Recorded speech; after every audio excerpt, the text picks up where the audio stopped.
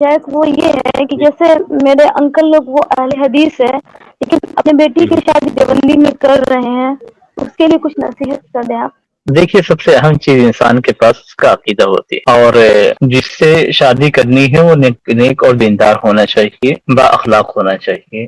ادارتا کو منتردہ ندی رہا خلوق تصویشو، کہ اگر تمہارے پاس کوئی ایسا رشتہ آتا ہے جس کی دینداری اور اخلاق سے تم مطمئن ہو تو شادی کر دو۔ تو دین میں سب سے اہم چیز عقیدہ ہے، اور اہل الحدیث صحیح عقیدے کے اللہ کے فضل سے حامل ہیں، اور دیوبندی افراد میں عقیدے کی خرابی پائی جاتی ہے۔ تو جان بوجھ کر اپنے آپ کو، اپنی اولاد کو خراب عقیدے میں ڈالنا یہ درست نہیں ہے۔ اس لیے بہتر یہی ہے کہ صحیح عقیدے پہ رکھیں، اور احناف کے ہاں بہت ساری سنتوں میں بھی خلل پائی جاتی ہے۔ نماز کے اندر، نماز جیسی اہم چیز میں کئی سنتیں ان کے یہاں موجود نہیں ہوتی، بہت ساری بدعات ہیں جیسے قرآن خوانی ہے اور بھی دیگر یعنی عبادات سے متعلق بدعات ہیں۔ تو جان بوجھ کر اپنے آپ کو بدعت میں ڈالنا، اپنے اولاد ہونے والی آگے کی اولاد کو بدعت میں ڈالنا، اور پھر اس طریقے سے یعنی اپنی نسل کو خراب کرنا، یہ غلط ہے۔ اللہ تعالیٰ فرماتا ہے کہ یا ایھا الذین آمنوا قوا انفسکم واہلیکم نارا، کہ اے ایمان والو اپنے آپ کو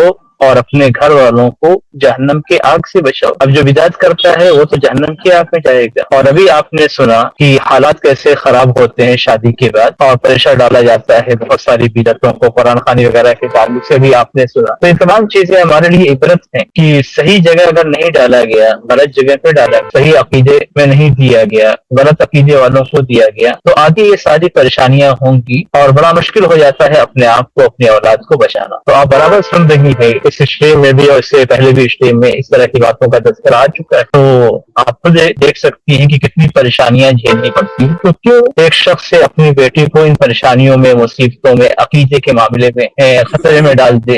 تو ڈالنا نہیں چاہیے۔ ایک صحیح اور سچے عقیدے والے سے کرے، اگرچہ اس کے عمل میں کوتاہی ہو لیکن اس کے اندر نہ بد عقیدگی ہوگی نہ بدعت ہوگی، اور جو بھی عمل کرے گا وہ صحیح اور صاف ستھرا کرے گا، اور کم از کم بیوی کو تو بدعت میں نہیں ڈالے گا، اس کے عقیدے کو خراب تو نہیں کرے گا، آنے والی اولاد کے عقیدے کو تو نہیں خراب کرے گا۔ اس لیے یہ ایک ذمہ داری ہے باپ کی کہ باپ اپنی بیٹی کو کسی بھی ایسی جگہ نہ ڈالے جہاں اس کا عقیدہ خراب ہوتا ہو، اس سے بدعت ہوتی ہو، یا اس کے ذریعے سے، اس کے اولاد کے ذریعے سے بدعت کرائی جاتی ہو، یا پھر سنتوں پہ عمل کرنے سے روکا جاتا ہو، یا اولاد کو غلط چیزوں میں ڈالا جاتا ہو۔ تو ان تمام چیزوں سے دور رہنا یہ ضروری ہے۔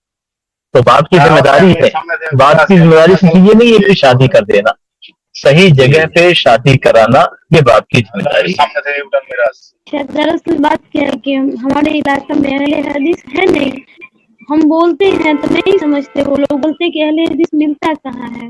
بہت ملتے ہیں، دوسرے علاقے میں کر دینا چاہیے، ضروری نہیں ہے اپنے علاقے میں کرے۔ یہ کس نے کہا؟